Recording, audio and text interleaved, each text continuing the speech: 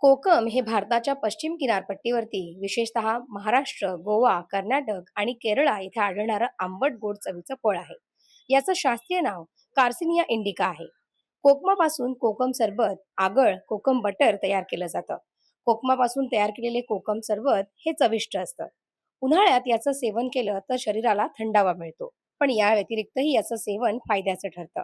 कसं? चला जाणून घेऊयात. कोकम शरीरातील उष्णता कमी करण्यास मदत करतं. उकाड्यात किंवा उष्माघाताचा धोका कमी करण्यासाठी ते फायद्याचं ठरतं.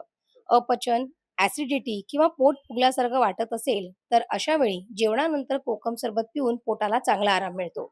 कोकममध्ये अँटीऑक्सिडंट्स असतात, जे पेशींना होणाऱ्या ऑक्सिडेटिव्ह तणावांपासून संरक्षण देण्यास मदत करतात.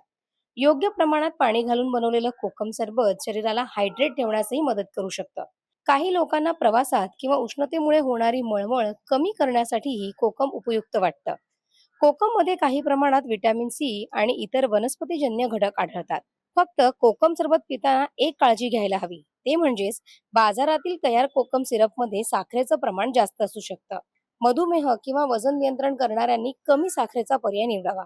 अशाने घरगुती कोकम सरबतच करून प्यावं. घरी तयार केलेल्या सरबतात कमी साखर वापरता येते आणि कृत्रिम रंग आणि फ्लेवर्स सुद्धा टाळता येतात.